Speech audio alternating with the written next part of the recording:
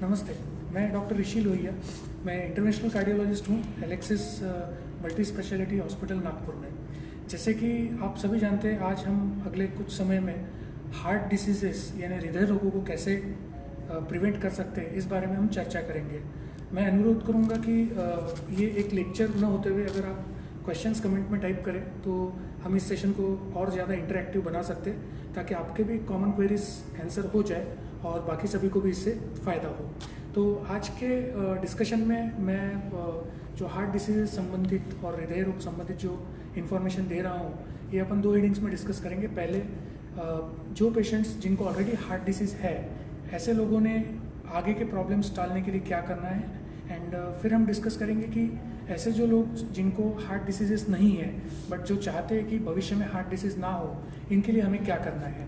और लास्ट में डेफिनेटली आप सभी का क्वेश्चन रहेगा कि कोरोना पैंडेमिक चल रहा है, कोविड इन्फेक्शन फैल रहा है, तो इसके अंदर हमने हृदय रोग के दृष्टिकोण से क्या करना चाहिए। तो सबसे पहले आइए हम समझते हैं कि जिन पेशेंट्स को ऑलरेडी हार्ट डिसीज़ हो गया है, इन लोगों ने आगे की लाइफ में फिर से प्रॉब्लम्स कॉम्प्लिकेशंस ना हो, इसके लिए क्या करना चाहिए। तो सबसे पहली बात तो ये है कि हार्ट डिसीज़ यानी एग्जैक्टली होता क्या है। तो जब कभी हम बोलते हैं हृदय रोग, बहुत सी बार हमारे अंदेशा हमारा ये होता है, हम ये सोचते हैं कि ये हार्ट अटैक से संबंधित है, बट हार्ट डिसीज़ या हृदय रोग यानी सिर्फ हार्ट अटैक होता है, ऐसा नहीं है। अगर हम सभी हार्ट डिसीजेस को देखें हमारे आसपास में, तो ऑलमोस्ट 80% जो प्रॉब्लम्स रहते हैं वो हार्ट अटैक या हार्ट के ब्लड वेसल्स में ब्लॉकेज के कारण होते हैं। बट कुछ ऐसे पेशेंट्स रहते हैं जिनके हार्ट के नसें नॉर्मल रहते हुए भी हार्ट का पंपिंग पावर कम हो जाता है, जिससे डायरेक्टेड कार्डियोमायोपैथी कहते हैं। या कुछ बच्चे ऐसे होते हैं जिन्हें जन्मतः हार्ट के प्रॉब्लम्स होते हैं, जिन्हें कंजेनिटल हार्ट डिसीज़ होते हैं। रेयरली कुछ पेशेंट्स के दिल की धड़कन के प्रॉब्लम होते हैं, काफ़ी स्लो या फास्ट, जो उम्र के कारण हो सकता है या ये भी आनुवंशिक हो सकता है, तो इनको अरेथमियास कहते हैं। तो सबसे पहले हम डिस्कस करते हैं जो हार्ट अटैक या हार्ट की नसों से ब्लॉक होने वाले जो प्रॉब्लम्स है वो एग्जैक्टली होते क्या है। जैसे हमें पता है, हार्ट हमारा एक पंप जैसे काम करता है और पूरे बॉडी को ब्लड सप्लाई करने का वो फंक्शन करता है। अब जो ब्लड है वो बॉडी के सभी पार्ट्स को ऑक्सीजन और न्यूट्रिएंट्स यानी जो vitamins, minerals, carbohydrates, proteins, energy जो ब्लड को लगता है, सभी सेल्स को लगता है बॉडी के, ये सप्लाई करने का काम करता है। तो नेचुरली अगर हार्ट काम कर रहा है तो इसे भी एनर्जी की ज़रूरत है। अब ये एनर्जी हार्ट को भी ब्लड सप्लाई से मिलती है। हार्ट के अंदर 3 मुख्य नसें होती है जो हार्ट के पंप को, मसल्स को ब्लड सप्लाई करने का काम करती है। अगर कोई कारण से इन नसों में ब्लॉक आ जाए तो हार्ट का जितना ब्लड चाहिए, रक्त सप्लाई चाहिए, उतना नहीं मिलता और हार्ट की कार्य क्षमता कम हो जाती है।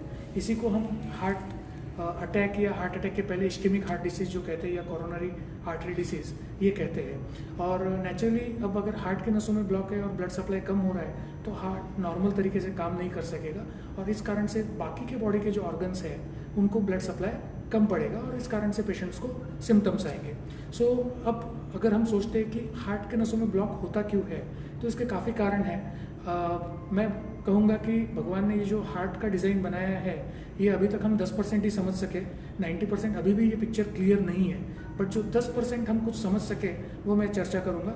जैसे कई बीमारियाँ होती हैं, जैसे डायबिटीज़ यानी शुगर, ब्लड प्रेशर यानी उच्च रक्तचाप, इसके बाद किसी को मोटापा होता है, वजन ज़्यादा होता है, खान पान में जो फैट ज़्यादा लेता है जैसे घी, तेल, नॉनवेज, या फिर जिनका एक्सरसाइजेस बहुत कम होता है, रेगुलर जो फिजिकल एक्टिविटीज़ होना चाहिए ये अगर कम है, मेंटल स्ट्रेस ज़्यादा है, या कोई गलत शौक है जैसे स्मोकिंग या कोई भी तरह से तंबाकू का प्राशन करना, या फिर बहुत ज़्यादा मात्रा में अल्कोहल लेना, या और कोई ड्रग्स, तो इन सभी कारण से हार्ट के नसों में कोलेस्ट्रॉल के ब्लॉकेजेस डेवलप होने लगते हैं। ग्रेजुअली जैसे जैसे ये ब्लॉकेजेस बढ़ते हैं, इसके अंदर हार्ट को ब्लड सप्लाई की मात्रा कम होने लगती है। जब ये ब्लॉकेजेस 70% से ज़्यादा हो जाते हैं तो पेशेंट्स को ग्रेजुअली सिम्टम्स आना शुरू होता है, जो इनिशियली चलने फिरने पे होते हैं, एंड फिर जब वो ब्लॉकेजेस 90% से ऊपर जाते हैं तो पेशेंट्स को बैठे बैठे भी सिम्टम्स आने लगते हैं। अब सिम्टम्स यानी किसी को चेस्ट पेन होता है,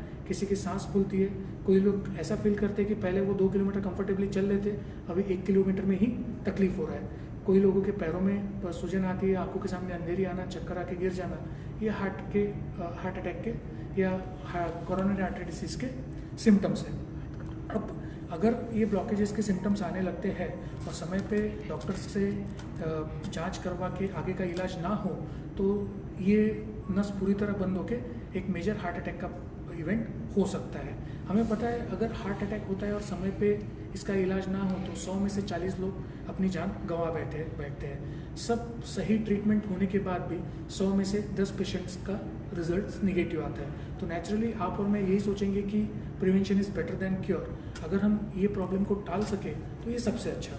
अब कोई पेशेंट है जिनको डायबिटीज़ है, ब्लड प्रेशर है, जिनको ऑलरेडी डॉक्टर ने इश्केमिक हार्ट डिसीज़ या कोरोनरी आर्टरी डिसीज़ डायग्नोज कर लिया है, या जिनका पहले बाईपास या एंजियोप्लास्टी हो रखा है, या जिनको पहले एडमिशन किया हार्ट फेलियर या ऐसे सिम्टम्स के लिए, अगर ऐसे कोई पेशेंट्स है तो इनको ज़्यादा केयरफुल रहना होगा क्योंकि ऑलरेडी इनकी बॉडी में टेंडेंसी दिख रही है कॉम्प्लिकेशंस होने की। सो इन पेशेंट्स ने हार्ट डिसीज़ को प्रोग्रेस होने के लिए से या फिर प्रिवेंट करने के लिए क्या करना चाहिए। पहले तो सबसे इम्पॉर्टेंट रहेगा कि लाइफस्टाइल मॉडिफिकेशन। हम लाइफस्टाइल कहते हैं तो लाइफस्टाइल यानी सिर्फ एक्सरसाइज और खाना नहीं आता है, ये आप सुबह उठने से लेके रात में सोने तक, रादर कितना सोना है, ये भी सब लाइफस्टाइल का पार्ट होता है। सो नेचुरली जब हम लाइफस्टाइल मॉडिफिकेशन कहते हैं तो सबसे पहले हम जो डाइट ले रहे हैं उसका एक बहुत बड़ा कंपोनेंट होता है। सो डाइट एग्जैक्टली हमने क्या करना चाहिए। डाइट में हमें ये देखना है कि जो डाइट ज़्यादा एनर्जी देता है या ज़्यादा फैट कंटेंट रहता है, ये डाइट हमें अवॉइड करना है।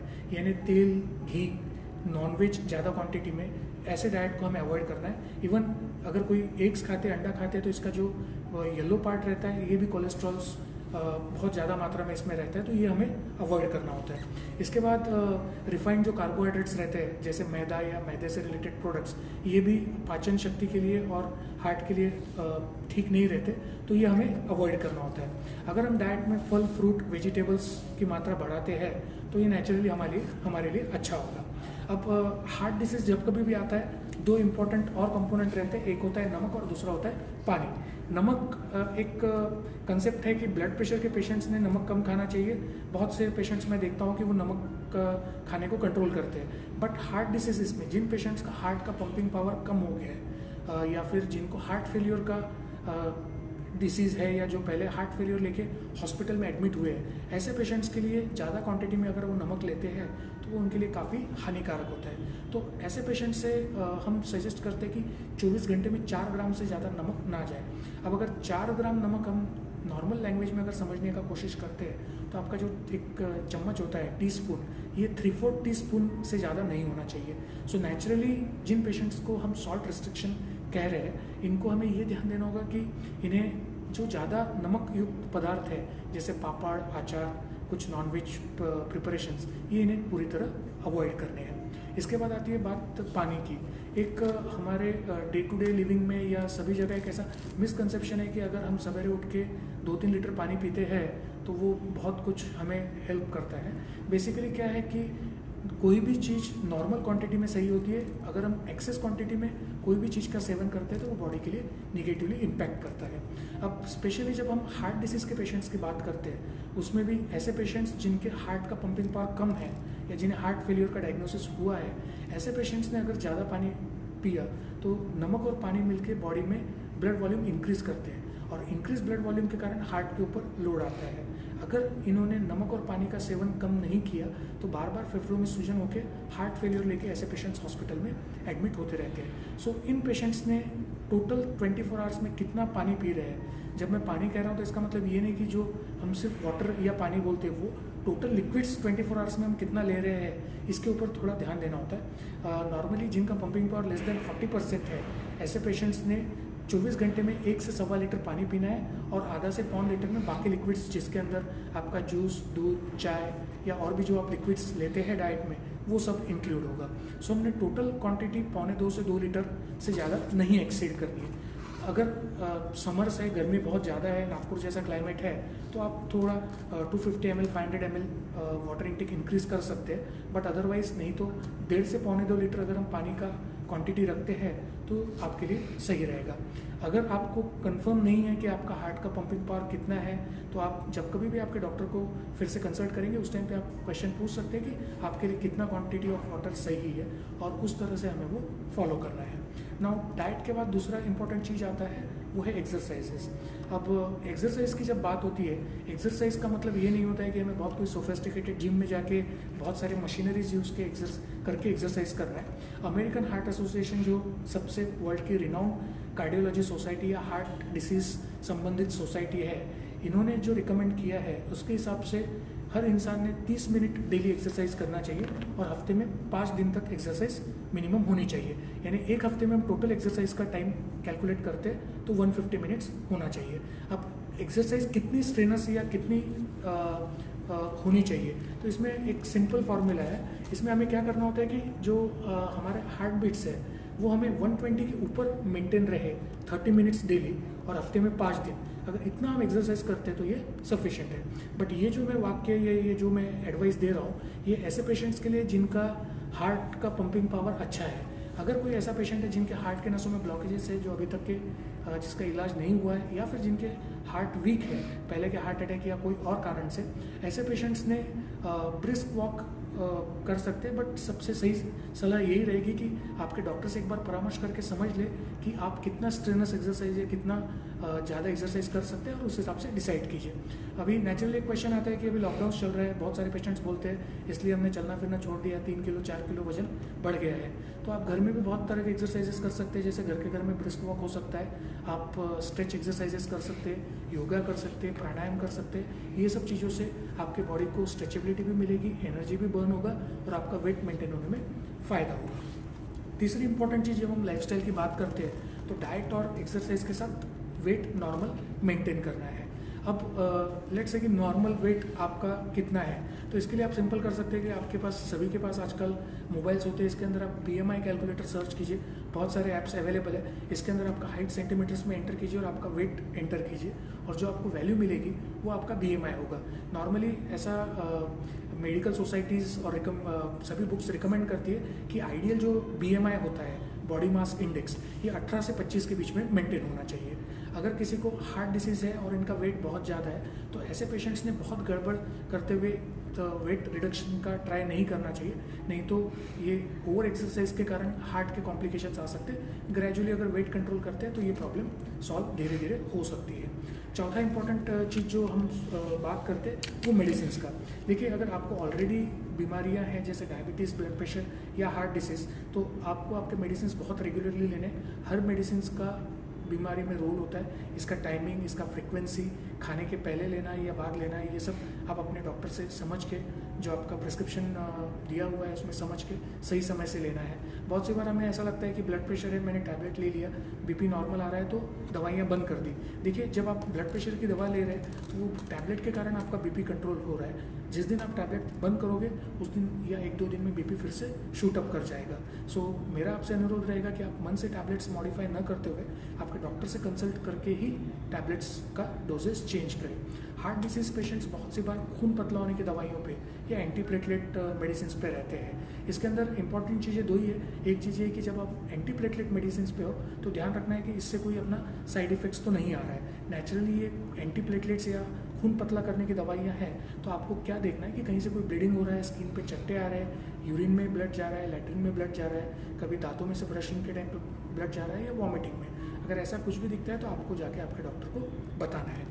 नाउ अगर आपको BP, ब्लड प्रेशर का बीमारी है तो ये बहुत इंपॉर्टेंट है कि आप रेगुलर ब्लड प्रेशर चेक करते रहें और ब्लड प्रेशर को नॉर्मल रेंज में मेंटेन करें।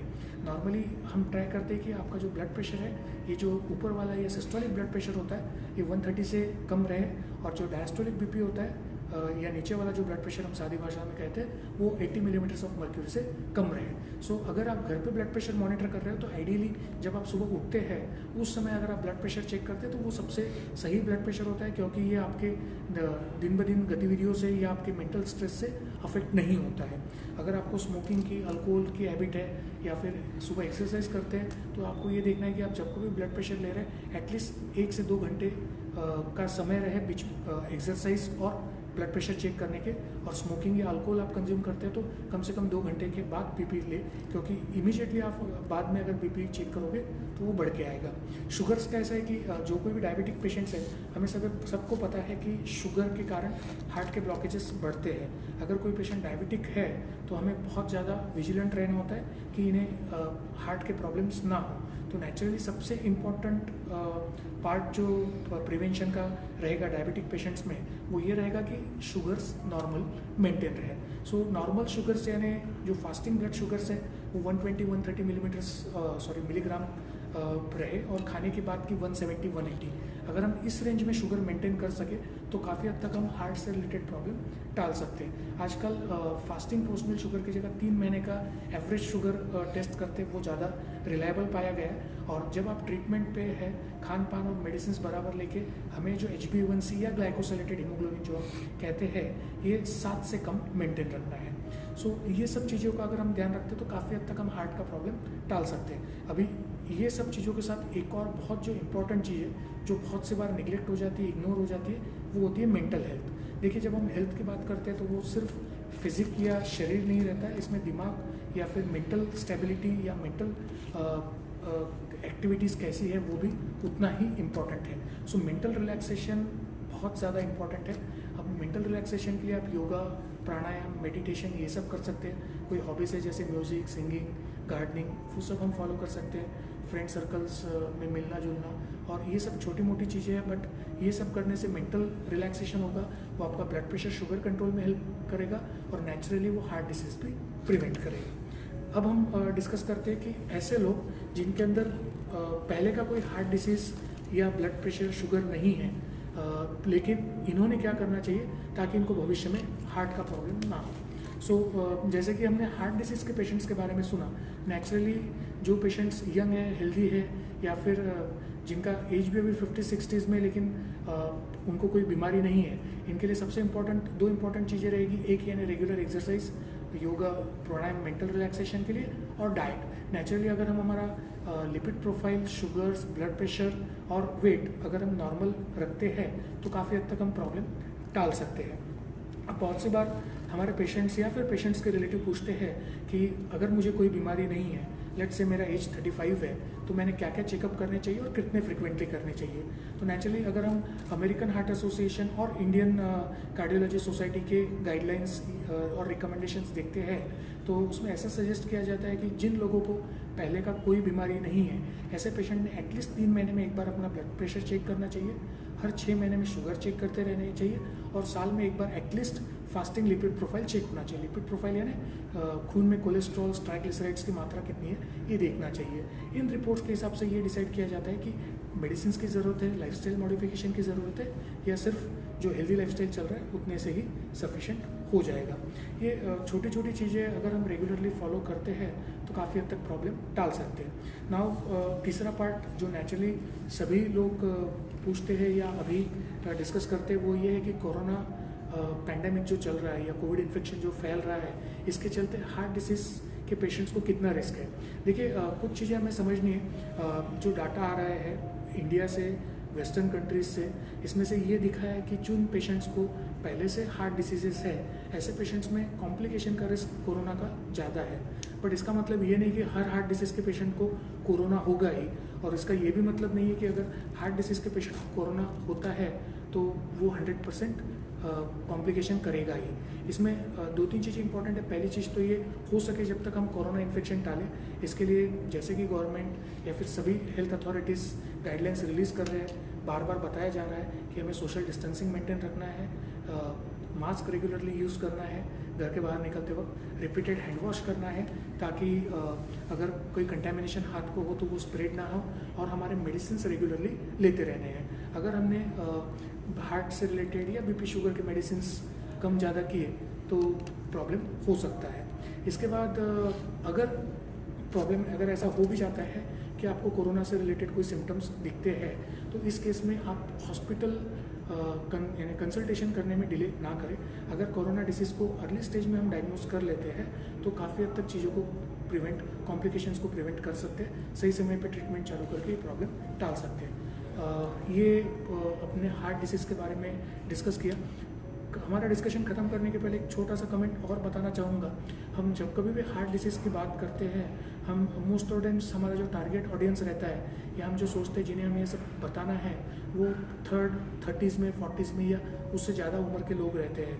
बट मेरा सोचना है कि अगर हम हमारे बच्चों में जो शायद स्कूल गोइंग है, टीनेजर्स है, 12-13 साल के ऊपर के हैं, इसी एज से अगर हम हेल्दी हार्ट के बारे में इंफॉर्मेशन देने लगे, इनकी आदतें अभी से चेंज कर दे तो काफ़ी हद तक प्रॉब्लम टल सकता है।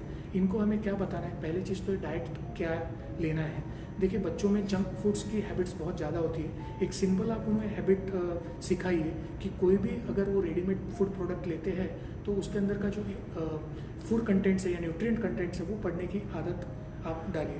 आपके पास कोई भी अगर रेडीमेड फूड पैकिंग होगी तो उस पर आप देखोगे तो कंपलसरीली इसके अंदर उसका न्यूट्रिएंट कंटेंट मेंशन होता है। तो इसमें देखिए कि इसके अंदर कार्बोहाइड्रेट कितना है, फैट्स कितना है, प्रोटीन्स कितना है, विटामिन्स कितना है, और उसके हिसाब से ये डाइट हमारे लिए सेफ़ है या नहीं ये डिसाइड करें। तो नेचुरली वो जैसे जैसे ये न्यूट्रिएंट देखने लगेंगे, न्यूट्रिएंट कंटेंट्स, उनका हैबिट ऑटोमेटिकली चेंज हो जाएगा। सेकंड चीज़ है कि उन्हें अभी से रेगुलर एक्सरसाइज का हैबिट लगाना चाहिए। इसके लिए सबसे सही तरीका रहेगा, अगर आप रेगुलर एक्सरसाइज करेंगे तो नेचुरली आपके बच्चे भी आपको फॉलो करेंगे।